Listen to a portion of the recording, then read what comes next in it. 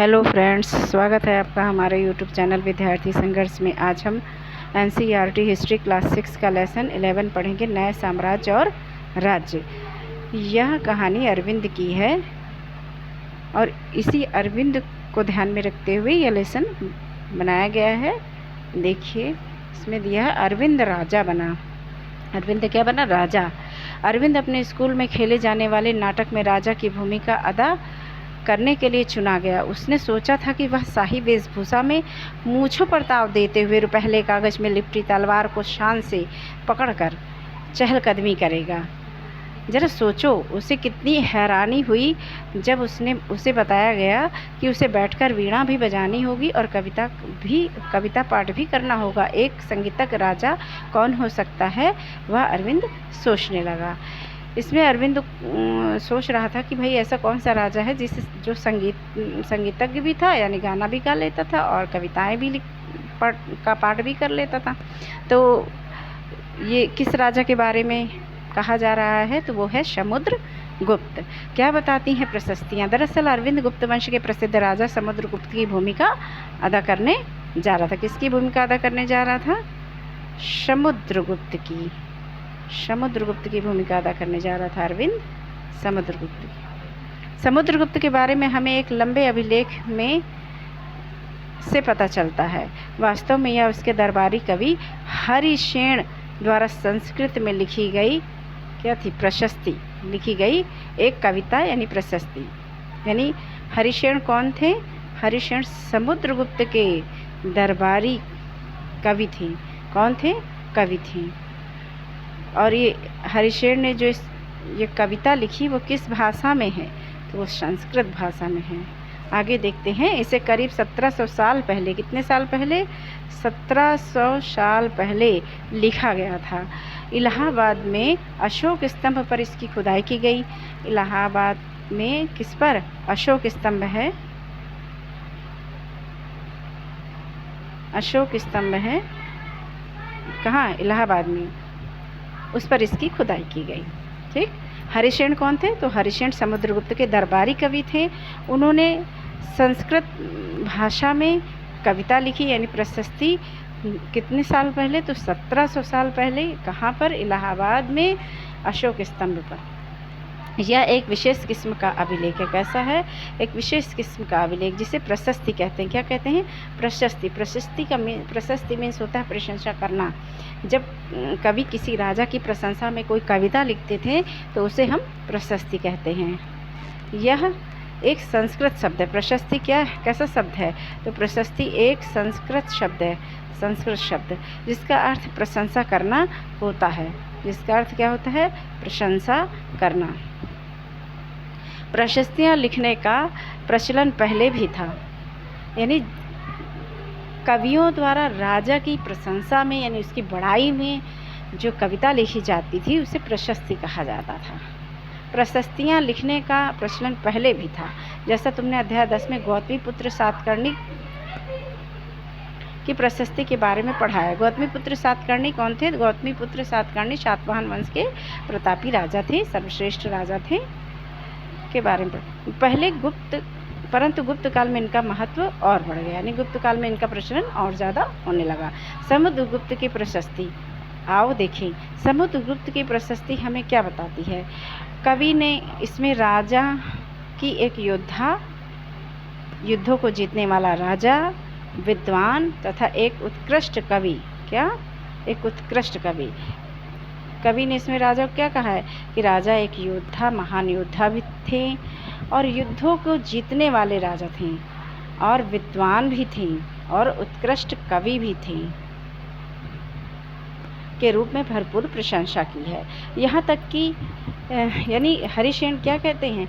हरिशेन कहते हैं कि जो समुद्रगुप्त थे वे एक महान राजा थे, योद्धा थे और युद्धों को जीतने वाले राजा थे, विद्वान थे, एक उत्कृष्ट कवि भी थे, यानी उनकी भरपूर यहाँ पे प्रशंसा की है। यहाँ तक कि उसे ईश्वर के बराबर बताया है। यहाँ तक कि समुद्रगुप्त को क्या बताया है? समुद्रगुप्त को ईश्वर की तरह बताया गया है कि भाई वो ईश्वर की तरह थे, वो ईश्वर की तरह महान थे।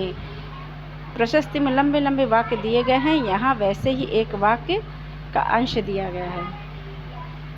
चलिए आगे बढ़ते हैं। योद्धा समुद्रगुप्त, जिनका शरीर युद्ध मैदान में कुठारों, कुल्हाड़ियों, तीरों, भालों, बर्छों, तलवारों, लोहे की गदाओं, नुकीले तीरों तथा अन्य सैकड़ों हथियारों में लगे घावों के दाग से भरे होने के कारण अत्यंत सुंदर दिखता है।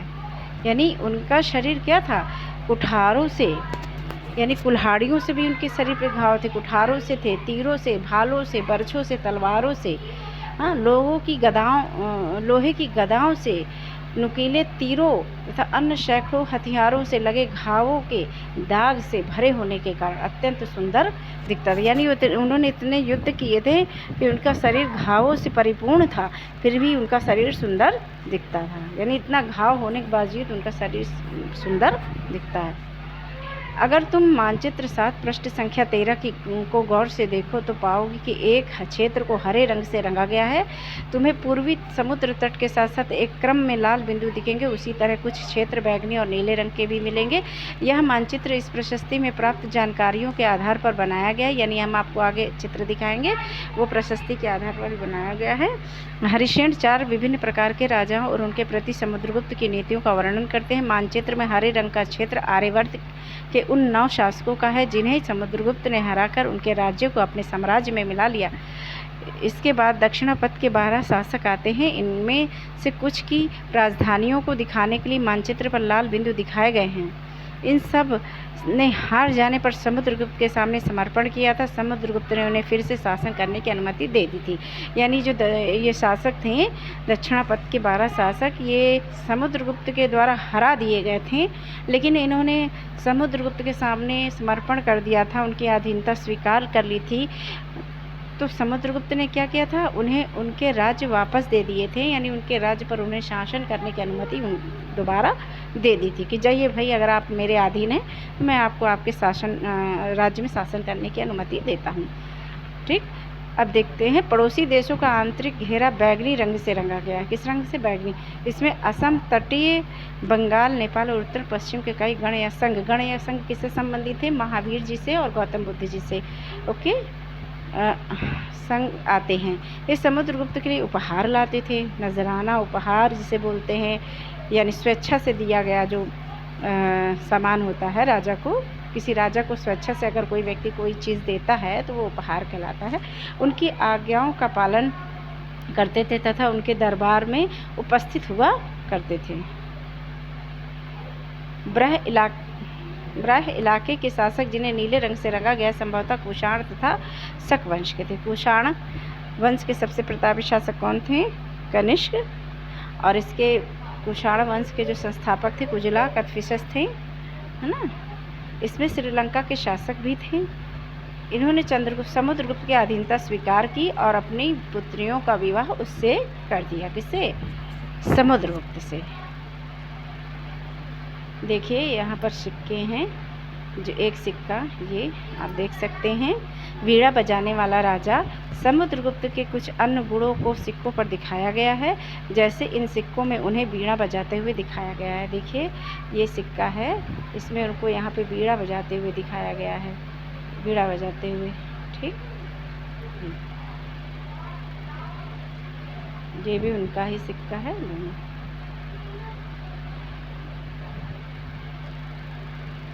ये मानचित्र है। थानेश्वर, मथुरा, ये जो बैगनी रंग है, ये हरा रंग है। ये फिर पाटलिपुत्र, नालंदा है, ये नीला रंग है।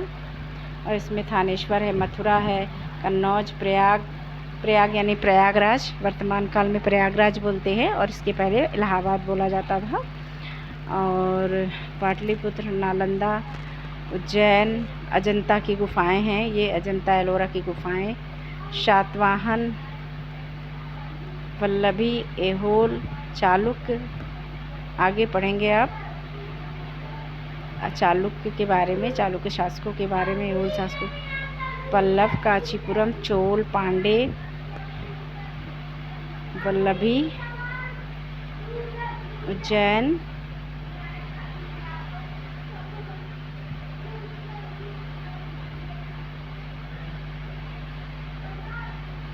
अब देखते हैं वंशावलियाँ। वंशावलियाँ किसे कहते हैं, वंशावली किसे कहते हैं? जैसे कि प्रथम कोई शासक हुआ, फिर उसके बाद दूसरा शासक कौन हुआ, तीसरा शासक कौन हुआ, चौथा शासक कौन हुआ, पांचवा कौन हुआ, छठा कौन हुआ, सातवां कौन हुआ। इस तरह से जो नाम एक के क्रम में लिखे गए होते हैं उन्हें वंशावलियाँ कहते हैं। देखिए पढ़ते हैं। अधिकांश प्रशस्तियाँ शासकों के पूर्वजों के बारे में भी बताती हैं, यानी कुछ प्रशस्तियाँ ऐसी, अधिकांश प्रशस्तियाँ ऐसी भी हैं जिनसे ये पता चलता है कि ये जो शासक थे इनके पूर्वज कौन थे। हाँ, यह प्रशस्ति भी समुद्रगुप्त के पितामह यानी कि परदादा, दादा, पिता और माता के बारे में बताती हैं। प्रशस्तियाँ क्या बताती हैं कि समुद्रगुप्त के प्रापिता कौन थे। चलिए हम आपको इनके बारे में बताते हैं थोड़ा सा। अगर आप कॉपी और पेन लिए हों तो ज़रूर नोट कर लीजिएगा। गुप्त वंश के संस्थापक श्रीगुप्त थे। कौन थे? श्रीगुप्त।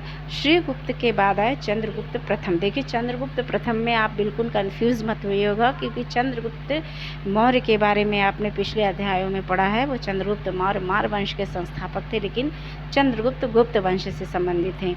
तो श्रीगुप्त थे गुप्त वंश के संस्थापक। चंद्रगुप्त प्रथम श्रीगुप्त के पुत्र थे और चंद्रगुप्त प्रथम के पुत्र थे समुद्रगुप्त, और समुद्रगुप्त के पुत्र चंद्रगुप्त द्वितीय, जिन्हें विक्रमादित्य के नाम से जाना जाता है। और विक्रमादित्य के बाद हुए कुमारगुप्त, कुमारगुप्त के बाद हुए स्कंदगुप्त, और स्कंदगुप्त के बाद हुए अंतिम शासक विष्णुगुप्त। ओके फ्रेंड्स, चलिए अब देखते हैं। देखिए ये जो वंशावलियाँ मिली हैं, ये जो नाम मिले हैं शासकों के पूर्वजों के, तो ये क्या हैं?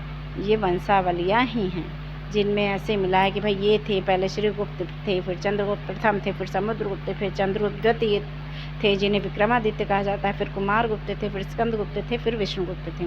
तो ये क्या है? वंशावली है। परदादा, दादा, पिता और माता के बारे में बताती हैं। उनकी माँ कुमार देवी लिच्छवीगढ़ की राजकुमारी थी। कौन थी? लिच्छवीगढ़ की राजकुमारी थी।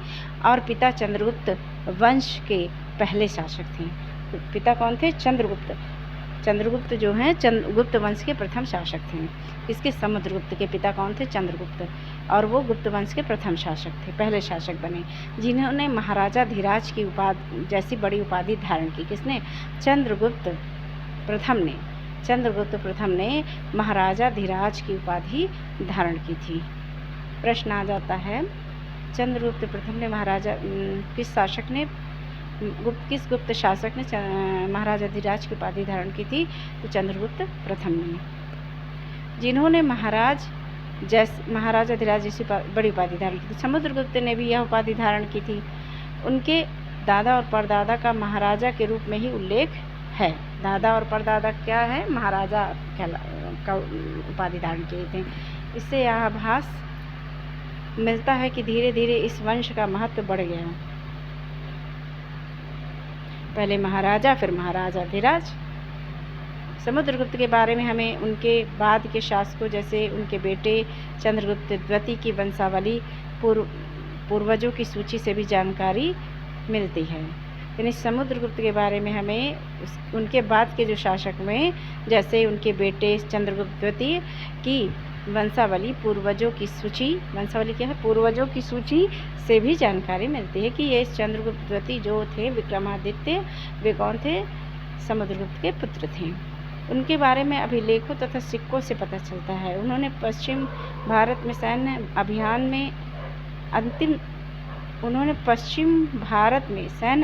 में अंतिम शक शासक को परास्त किया था। बाद में ऐसा विश्वास किया जाने लगा कि उनका दरबार विद्वानों से भरा था। कवि कालिदास और खगोल शास्त्री आर्यभट्ट उनके दरबार में थे। वेरी इम्पोर्टेंट पॉइंट है। देखिए यहाँ पर कालिदास और आर्यभट्ट और कालिदास किसके दरबारी कवि, किसके दरबार में थे? तो चंद्रगुप्त द्वितीय विक्रमादित्य के दरबार में थे। कई बार पूछे गए प्रश्न हैं। इनके विषय में और जानकारी अध्याय 12 में मिलेगी आपको। कालिदास ने देखिए अभिज्ञान शकुंतलम, मालविका, अग्निमित्रम, मेघदूतम, ये किताबें लिखी थी।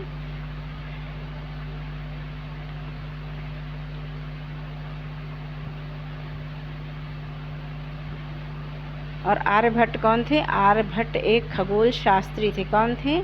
आर्यभट्ट एक खगोल शास्त्री थे। और कालिदास, ये दोनों जो है किसके दरबार में रहते थे? तो चंद्रगुप्त विक्रमादित्य के दरबार में रहते थे। कहीं कहीं पर इन्हें चंद्रगुप्त विक्रमादित्य भी कहा जाता है और चंद्रगुप्त द्वितीय भी कहा जाता है, कन्फ्यूज मत होइएगा। हर्षवर्धन तथा हर्षचरित्र। जिस तरह गुप्त वंश के शासकों के बारे में अभिलेखों तथा सिक्कों से पता चलता है, उसी तरह कुछ अन्य शासकों के बारे में उनकी जीवनी से पता चलता है। जिस तरह से कुछ गुप्त शासक हैं तो उनके बारे में अभिलेख और सिक्कों से पता चल जाता है, उसी तरह से अन्य जो गुप्त शासक हैं उनके बारे में उनकी जीवनी से पता चलता है, जीवन परिचय से। ऐसे ही एक राजा हर्षवर्धन थे। कौन थे? हर्षवर्धन। ऐसे ही एक राजा क्या थे? हर्षवर्धन थे, जिन्होंने करीब 1400 साल पहले शासन किया। उनके दरबारी कवि कौन थे? बाणभट्ट। बाणभट्ट किसके दरबारी कवि थे? प्रश्न आता है तो हर्षवर्धन के। हर्षवर्धन के दरबारी कवि कौन थे? तो हर्षवर्धन के दरबारी कवि बाणभट्ट थे, जिन्होंने बाणभट्ट ने संस्कृत में उनकी जीवनी हर्षचरित्र लिखी। हर्षवर्धन की जीवनी किसने लिखी थी? बाणभट्ट ने। किस भाषा में लिखी थी? तो संस्कृत भाषा में लिखी थी। और हर्षवर्धन की जीवनी का नाम क्या था? हर्षचरित्र। ठीक, किसने लिखी थी हर्षचरित्र? तो बाणभट्ट ने लिखी थी। किस भाषा में लिखी थी? संस्कृत भाषा में लिखी थी। किसके बारे में लिखा गया था? तो हर्षवर्धन के बारे में लिखा गया था हर्षचरित्र में। इसमें हर्षवर्धन की वंशावली देते हुए उनके राजा बनने तक का वर्णन है। यानी कि इस पुस्तक में, हर्षचरित्र में, आपको राजा हर्षवर्धन की वंशावली भी मिलती है, उनके पूर्वजों के बारे में भी पता चलता है, और उनके राजा बनने तक की कहानी का राजा बनने तक का वर्णन किया गया है। चीनी तीर्थयात्री स्वानसोंग, जिन्हें ह्वेनसोंग भी कहते हैं, जिनके बारे में तुमने अध्याय 10 में पढ़ा है, काफ़ी समय के लिए हर्ष के दरबार में रहे। उन्होंने वहाँ जो कुछ देखा, किसने? हर्षवर्धन। काफ़ी समय के लिए ये जो तीर्थयात्री, चीनी तीर्थयात्री ह्वेनसोंग थे, ह्वेनसोंग, उन्होंने क्या, किसके दरबार में रहे? हर्षवर्धन के दरबार में रहे। किसके दरबार में ह्वेनसोंग थे? हर्षवर्धन के दरबार में रहते थे। हर्ष, हाथ से हर्ष समझ लीजिएगा, और हाथ से ह्वेनसोंग, यानी हर्ष किसके दरबार में रहते थे? तो हर्षवर्धन के। ह्वेनसोंग हर्षवर्धन, हाथ से हर्ष, हाथ से ह्वेनसोंग समझ लीजिएगा कि हर्षवर्धन के दरबार। उन्होंने वहाँ जो कुछ देखा उसका विस्तृत विवरण दिया। किसने दिया था? ह्वेनसोंग ने, स्वानसोंग ने। कालिदास ने पुस्तकें लिखी थी, अभिज्ञान शाकुंतलम, मालविकाग्निमित्रम और मेघदूतम।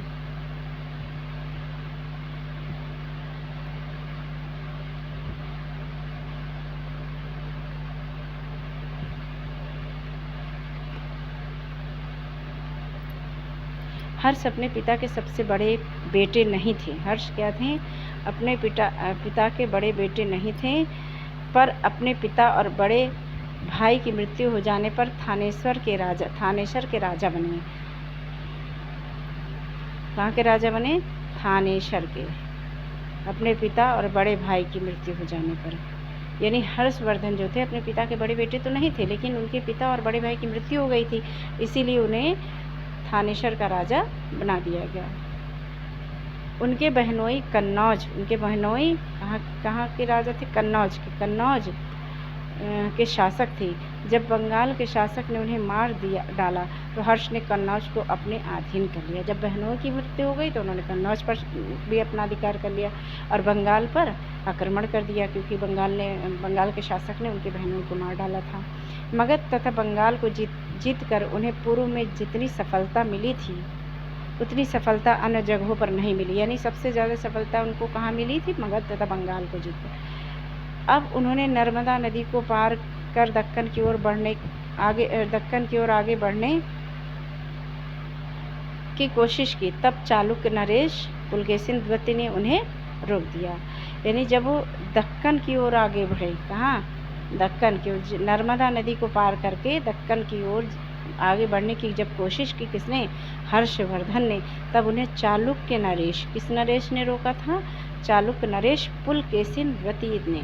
ये भी एक प्रतापी शासक थे। चालुक्य वंश के। पल्लव, चालुक्य और पुलकेशिन द्वितीय की प्रशस्तियाँ, यानी पल्लव, चालुक्य और पुलकेशिन द्वितीय की प्रशस्तियाँ। इस काल में पल्लव और चालुक्य दक्षिण भारत के सबसे महत्वपूर्ण राजवंश थे। इस समय पल्लव, चालुक्य दक्षिण भारत के सबसे महत्वपूर्ण राजवंश थे। पल्लवों का राज्य उनकी राजधानी कांचीपुरम के आसपास के क्षेत्रों से लेकर कावेरी नदी के डेल्टा तक फैला था। तो पल्लवों की राजधानी कौन थी? तो कांचीपुरम थी। पल्लवों की राजधानी क्या थी? कांचीपुरम। लेकर कावेरी नदी के डेल्टा तक उनका राज्य फैला था। जबकि चालुक्यों का राज्य कृष्णा और तुंगभद्रा नदियों के बीच स्थित था। कृष्णा और तुंगभद्रा। जबकि चालुक्यों का राज्य कहाँ फैला था? कृष्णा और तुंगभद्रा।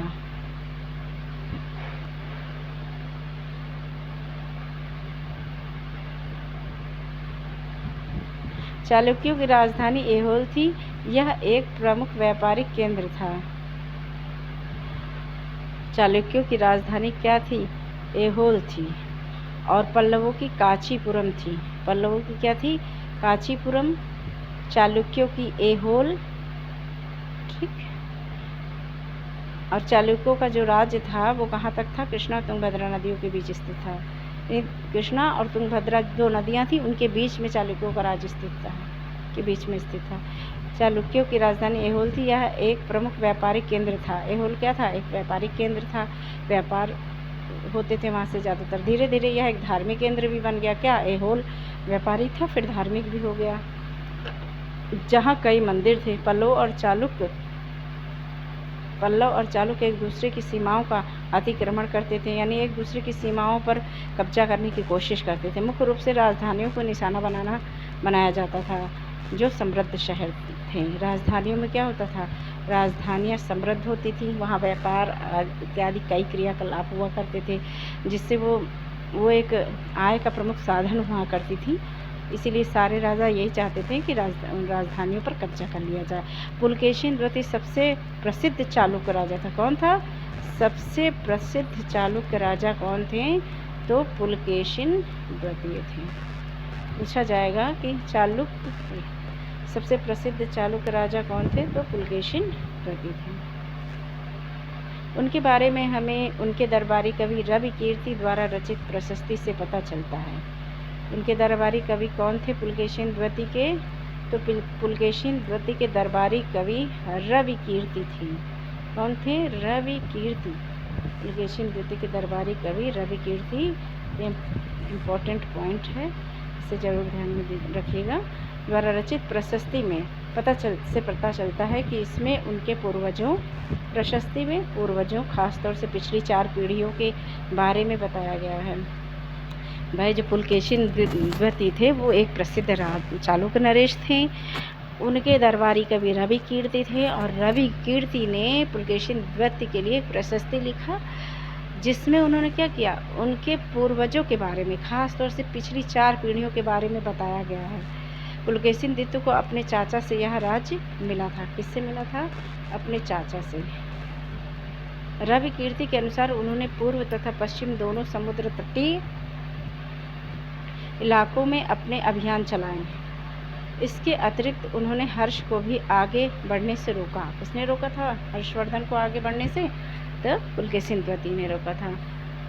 हर्ष का अर्थ आनंद होता है। हर्ष का अर्थ क्या होता है? हर्ष का अर्थ आनंद होता है। कवि का कहना है कि इस पराजय के बाद अब हर्ष नहीं रहा, यानी हर्ष आनंद जो है अब आनंद नहीं रहा।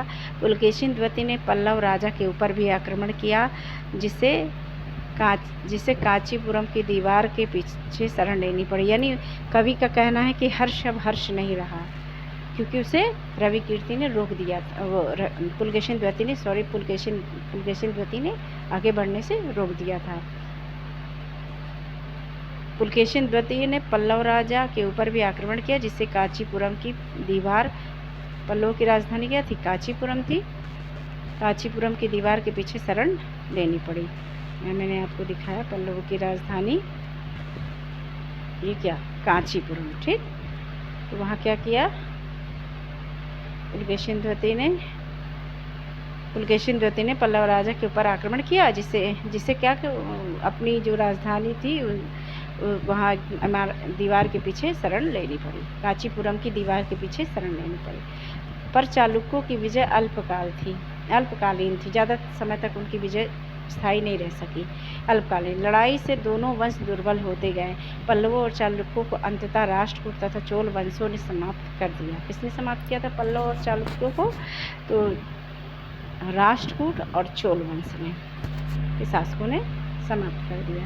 इसके बारे में तुम कक्षा 7 में पढ़ोगे। इन राज्यों का प्रशासन कैसे चलता था? देखिए, अच्छा, ये जो राज्य थे पल्लव चालुक्य, तो इनका शासन कैसे चलता था? पहले के राजाओं की तरह इन राजाओं के लिए भूमि कर सबसे महत्वपूर्ण था। क्या था? ज़्यादातर हर शासन में भूमि कर महत्वपूर्ण था।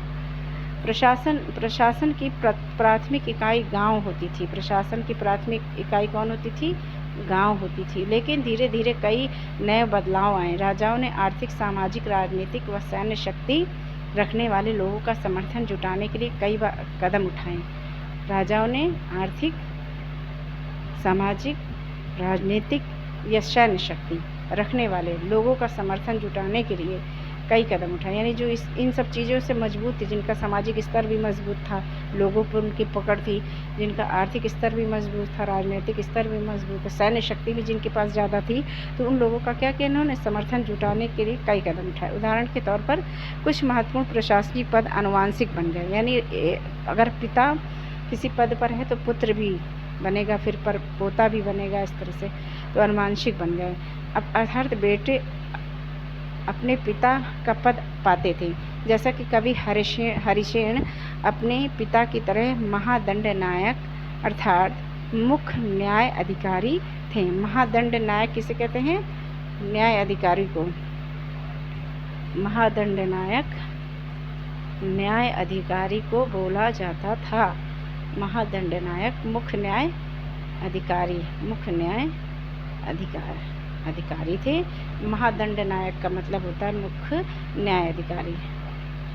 कभी कभी एक ही व्यक्ति कई पदों पर कार्य करता था, जैसे कि हरिशेन एक महादंड नायक होने के साथ साथ कुमारामात्य अर्थात एक महत्वपूर्ण मंत्री तथा एक संधि विग्रहिक अर्थात युद्ध और शांति के विषयों का भी मंत्री था। कुमारामात्य एक महत्वपूर्ण मंत्री पद था। एक संधि विग्रहिक अर्थात युद्ध और शांति के विषयों का। कुमारामात्य का मतलब होता है एक मंत्री पद, ठीक। और संधि विग्रहिक का मतलब है युद्ध और संधि के बारे में जो चर्चा, शांति आदि विषयों पर होती है चर्चा, कहाँ युद्ध करना है, अच्छा चलो कहाँ शांति स्थापित करनी है, तो उस पद को क्या कहते थे? संधि विग्रहिक। संभवतः वहाँ के स्थानीय प्रशासन में प्रमुख व्यक्तियों का बहुत बोलबाला था। इनमें नगर श्रेष्ठी यानी मुख्य बैंकर या शहर का व्यापारी, सार्थवाह। श्रेष्ठी किसे कहते थे? शहर के व्यापारी या मुख्य बैंकर को। अर्थात सार्थवाह यानी व्यापारियों के काफिलों का नेता। सार्थवाह कौन होता था? सार्थवाह व्यापारियों के काफिलों का नेता। व्यापारियों के काफिलों का नेता सार्थवाह। प्रथम कुलिक अर्थात मुख्य शिल्पकार। प्रथम कुलिक पद का मतलब था मुख्य शिल्पकार होता था।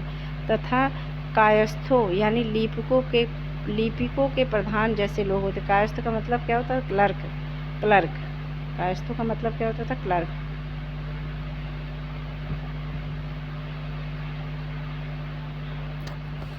इस तरह की नीतियाँ कुछ हद तक प्रभावशाली होती थी, पर समय के साथ साथ इनमें से कुछ व्यक्ति इतने अधिक प्रभावशाली हो जाते थे, यानी इतने शक्तिशाली हो जाते थे कि वो अपना स्वतंत्र राज्य स्थापित कर लेते थे। एक नए प्रकार की सेना। कुछ राजा अभी भी पुराने राजाओं की तरह एक सुसंगठित सेना रखते थे, जिसमें हाथी, रथ, घुड़सवार और पैदल सिपाही होते थे। पर इसके साथ साथ कुछ सेना नायक भी होते थे, जो आवश्यकता पड़ने पर राजा को सैनिक सहायता दिया करते थे। इन सेना नायकों को कोई नियमित वेतन नहीं दिया जाता था। बदले में इनमें से कुछ को भूमि दान दिया जाता था। यानी जो सेना नायक थे, जो सिपाही रखते थे, तो उनको क्या दिया जाता था? भूमि दान दे दिया जाता था कि लो भाई, भूमि दान दे दिया आपको, आप इसी के उससे इन सेना नायकों को वेतन नहीं देना पड़ता था, इन्हें सीधे भूमि दान दे देते थे कि इसी के कर से अपना काम चलाओ, इसी के कर से अपना वेतन उठाओ। दी गई भूमि से ये कर वसूलते थे, जिससे वे सेना तथा घुड़सवार घोड़ों की देखभाल करते थे। यानी सेना नायकों को सेना रखने के बदले भूमि दान दे दिया जाता था और वो भूमि दान लेकर उसी भूमि से कर वसूलते थे और उसी भूमि से जो कर वसूला जाता था उसी से वे सेना के लोगों का खर्चा और घोड़े की देखभाल के लिए जो खर्च होता था वो देते थे। साथ ही वे इससे युद्ध के लिए हथियार जुटाते थे। यानी ये देखभाल खर्च तो उनमें करते ही थे, लेकिन जो और चीज़ें थी उसके लिए वे हथियार जैसे नहीं है तो उसको भी लेते थे, खरीद फरोख्त भी करते थे हथियारों की उसी कर से। इस तरह के व्यक्ति सामंत कहलाते थे। क्या कहलाते थे? सामंत। आप आगे पढ़ेंगे सामंतवाद के बारे में। सामंत कहलाते थे। ओके, कौन सामंत कहलाता था? वो सेना नायक जिसे वेतन के बदले भूमि दान दे दी जाती थी और उस भूमि के कर से वे सेना और घोड़ों की देखभाल के लिए खर्चा करते थे उसी कर से, और युद्ध के लिए हथियार भी उसी से जुटाते थे। जो पैसा उनको भूमि दान से प्राप्त होता था उसी से वे सेना का खर्च, घोड़ों का खर्च और हथियार खरीदने का खर्च करते थे। और ऐसे लोगों को क्या कहा जाता था? तो सामंत कहा जाता था। जहाँ कहीं भी शासक दुर्बल होते थे ये सामंत स्वतंत्र ही होने की कोशिश करते थे। यानी सामंत इतने प्रभावशाली हो गए थे क्योंकि उनके पास स्वयं की सेना थी। सेना के रख रखाव, भाई जो जिसको रखेगा, पालन पोषण करेगा, तो ज़्यादातर क्या होता है कि सेना उसी के प्रति वफादार हो जाती है। तो प्रत्यक्ष रूप में तो पहले वही सेना के प्रिय हो जाते थे। तो ये क्या करते थे? सामंत स्वतंत्र होने की कोशिश करते थे। जहाँ शासक जो है मतलब दुर्बल देखते थे, या ये शासक दुर्बल है, ये जीत नहीं पाएंगे हमसे, तो वो स्वतंत्र हो जाते थे। दक्षिण के राज्यों में सभाएं। पल्लवों के अभिलेखों में कई स्थानीय सभाओं की चर्चा मिलती है। तो किसके अभिलेखों में? पल्लवों के अभिलेख। इनमें से एक था ब्राह्मण भूस्वामियों का संगठन, जिसे सभा कहते हैं। ब्राह्मण भूस्वामियों के संगठन को क्या कहते थे?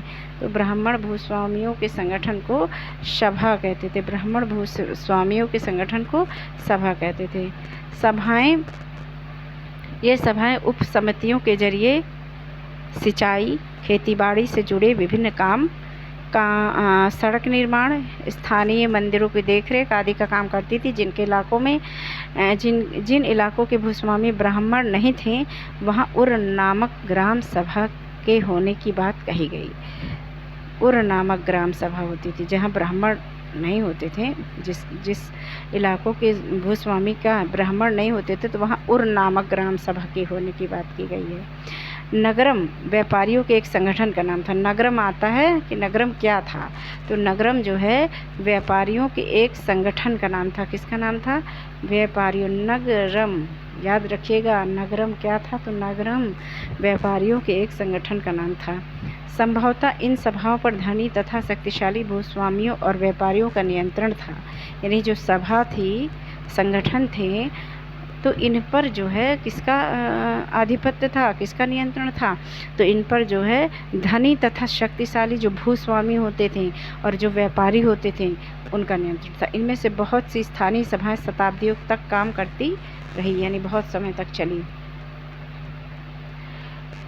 उस ज़माने के आम लोग। अच्छा, उस भाई राजाओं को तो हमने जान लिया कि राजा कैसे थे, उनका और कैसे क्या शासन करते थे, प्रशस्तियाँ क्या थी, इनके बारे में तो हमने जाना। लेकिन अब हम जानते हैं कि उस समय जो थे आम लोग कैसे थे, क्या करते थे।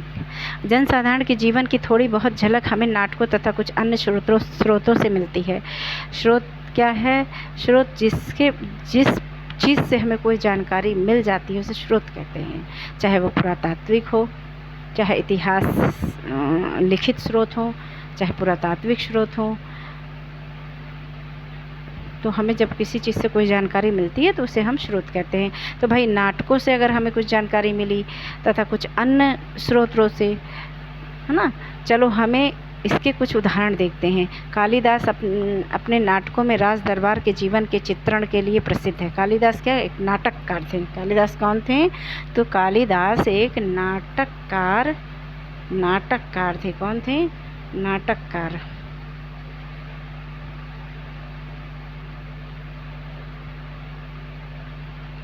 कालिदास एक नाटककार थे। ठीक,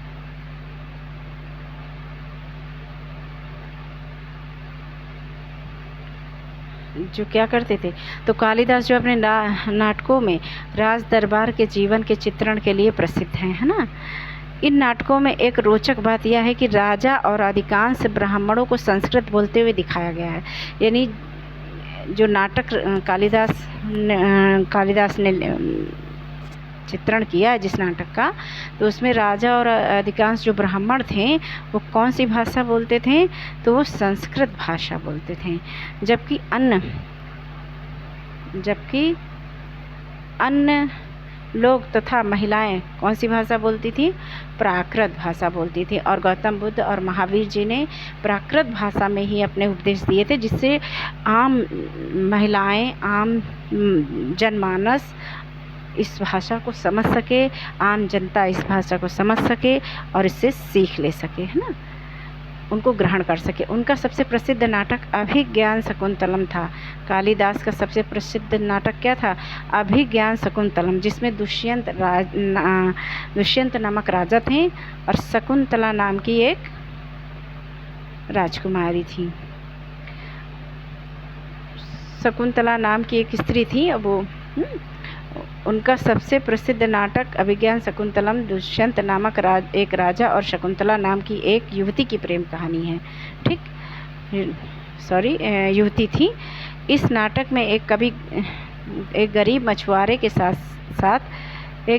मछुआरे के साथ राजकर्मचारियों के दुर्व्यवहार की बात कही गई है। इस नाटक में क्या है, जब उन्होंने अभिज्ञान शकुंतलम जो राजा दुष्यंत और एक शकुंतला नाम की युवती की प्रेम कहानी पर आधारित है, यानी वो दोनों एक दूसरे से बहुत प्रेम करते थे, उसके बारे में है। और उन्होंने इसी नाटक में एक गरीब मछुआरे के साथ जो राजकर्मचारी थे, तो उनके दुर्व्यवहार की बात भी दिखाई है कि गरीब लोगों के साथ दुर्व्यवहार भी होता था ना। नाटक के माध्यम से ही पता चला। एक मछुआरे को एक कीमती अंगूठी मिली। यह अंगूठी राजा ने शकुंतला को भेंट की थी। यह दुर्घटनावश उसे एक मछली निगल गई। जब मछुआरा इस अंगूठी को लेकर राजमहल पहुंचा तो द्वारपाल ने उस पर चोरी का आरोप लगाया और मुख्य पुलिस अधिकारी भी बहुत बुरी तरह से पेश आया। राजा या उस अंगूठी को देखकर बहुत खुश हुए और उन्होंने मछुआरे को इनाम दिया। पुलिस वाला और द्वारपाल मछुआरे से इनाम का कुछ हिस्सा हड़पने के लिए उसके साथ शराब खाने चल पड़े, यानी शोषण। अब गरीब था, चलो तुम्हें शराब पिला देते हैं, इसका कुछ हिस्सा हमें भी प्राप्त हो जाएगा। चीनी तीर्थयात्री फाहयान, जिसने फियूकी नामक पुस्तक लिखी थी, का ध्यान उन लोगों की दुर्गति पर भी गया। फाहयान का ध्यान किन लोगों की दुर्गति पर गया, जिन्हें ऊंचे और शक्तिशाली लोग अछूत मानते थे। यानी चीनी यात्री ने, फाहयान ने उन लोगों के बारे में बताया कि जिनको, जो बड़े लोग थे, शक्तिशाली लोग थे, अछूत मानते, यानी उनको छूते नहीं थे, उनसे छुआछूत मानते थे कि वो मुझे टच ना करे, वो मेरे संपर्क में ना आए और मैं उसके संपर्क में ना आऊँ, ऐसा करके इन्हें शहरों के बाहर रहना पड़ता था। जो अछूत लोग थे उन्हें कहाँ रहना पड़ता था, शहरों के बाहर। वे लिखते हैं, अगर इन लोगों को शहर या बाजार के भीतर आना होता था तो सभी को आगाह करने के लिए ये लकड़ी के एक टुकड़े पर चोट करते रहते थे, यानी ठक ठक लकड़ी से करते रहते थे कि भाई हम आ रहे हैं, आप लोग दूर हो जाइए, कोई, है ना। यह आवाज़ सुनकर लोग सतर्क होकर अपने को छू जाने से या किसी भी प्रकार के संपर्क से बचाते थे।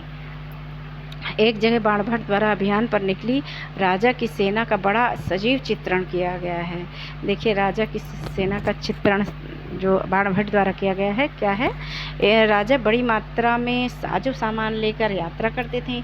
इनमें हथियारों के अतिरिक्त रोज़मर्रा के उपयोग में आने वाली चीज़ें जैसे बर्तन हैं, असबाब जिसमें सोने के पायदान भी शामिल थे, खाने पीने का सामान, बकरी, हिरण, खरगोश, सब्जियां, मसाले आदि विभिन्न प्रकार की चीज़ें शामिल होती थी। ये सारी चीज़ें ठेले गाड़ियों पर या ऊँटों तथा हाथियों जैसे सामान ढोने वाले जानवरों की पीठ पर लाद कर ले जाई जाती थी। इस विशाल सेना के साथ साथ संगीतकार नगाड़े, बिगुल तथा तुरही बजाते हुए चलते रहते थे। यानी गाजे बाजे के साथ राजा की सेना निकलती थी, सवारी निकलती थी, यानी राजा की सवारी निकलती थी गाजे बाजे के साथ। रास्ते में पड़ने वाले गांव को उनका सत्कार करना पड़ता था।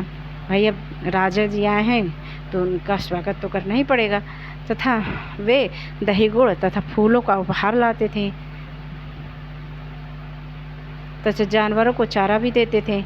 वे राजा से भी मिलना चाहते थे ताकि अपनी शिकायत या कोई अनुरोध उनके सामने रख सकें, पर यह सेनाएं अपने पीछे विनाश और विध्वंस की निशानी छूट जाती थी। भाई जब राजा की सेना निकलेगी और विशाल मात्रा में उसमें से हाथी, घोड़े आदि होंगे तो, और पैदल सेना भी होगी, तो वो जहाँ जहाँ जिस जिस क्षेत्र से जाएंगे तो वहाँ वहाँ क्या हो जाएगा, विनाश ही हो जाएगा। अगर फसल है तो फसल नष्ट हो जाएगी, अगर किसी के घर पड़ते हैं तो वो भी नष्ट हो जाएंगे, है ना।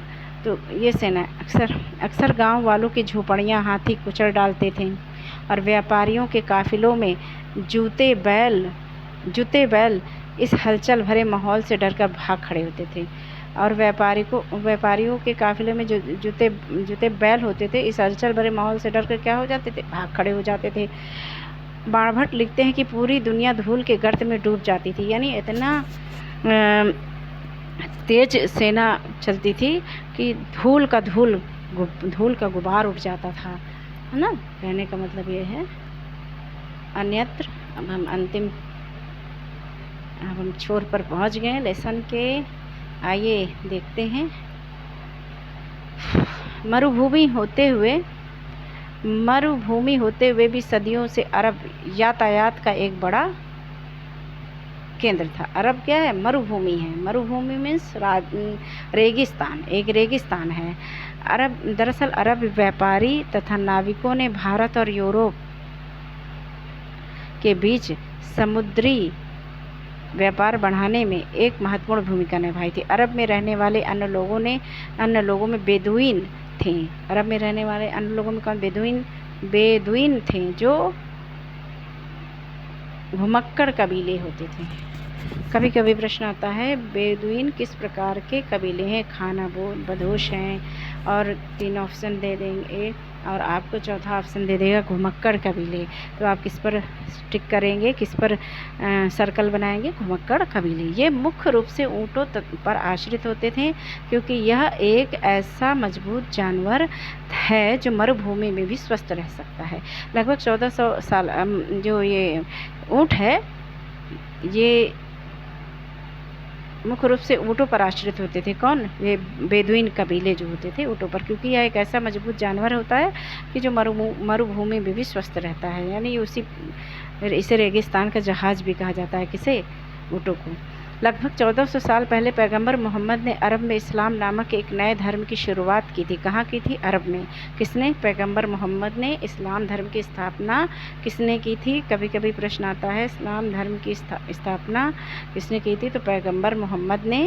और पैगंबर मोहम्मद इस्लाम धर्म के प्रवर्तक माने जाते हैं। ईसाई धर्म की तरह इस्लाम ने भी अल्लाह को सर्वोपरि माना, यानी ईसाई धर्म में ईश्वर को सर्वोपरि माना गया, उसी तरह से इस्लाम में भी अल्लाह को सर्वोपरि माना गया। उनके बाद सभी को समान माना गया। यहाँ इस्लाम धर्म के पवित्र ग्रंथ कुरान का एक अंश दिया गया है।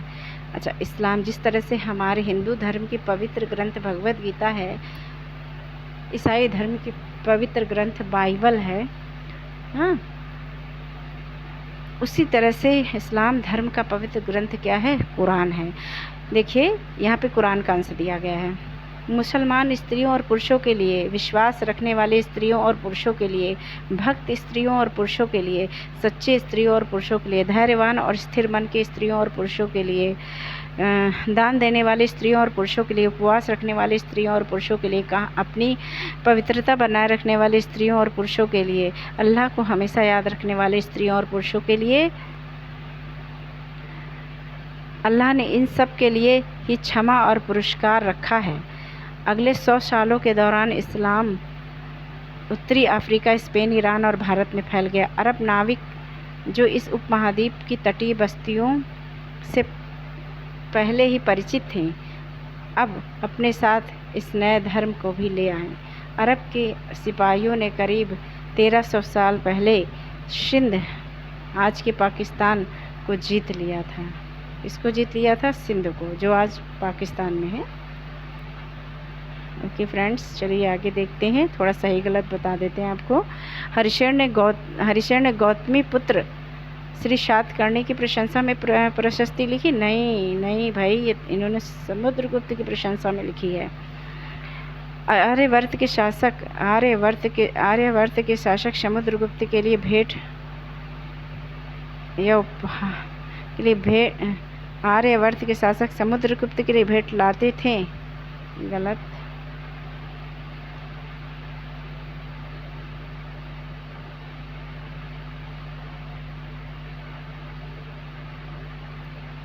दक्षिणापथ में 12 शासक थे? सही।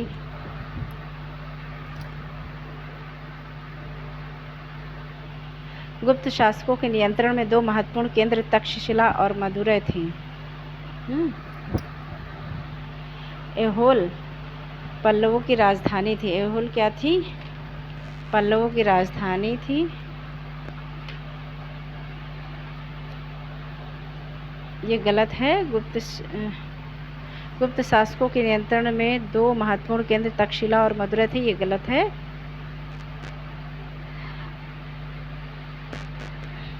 ऐहोल पल्लवों की राजधानी थी। गलत।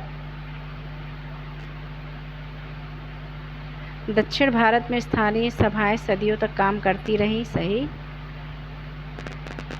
ऐसे 3 लेखकों के नाम जिन्होंने हर्षवर्धन के बारे में लिखा है, तो हर्ष बाणभट्ट, वेनसोंग, रवि कीर्ति। लेकिन रवि कीर्ति किसके दरबारी कवि थे? तो पुलकेशिन व्रती के।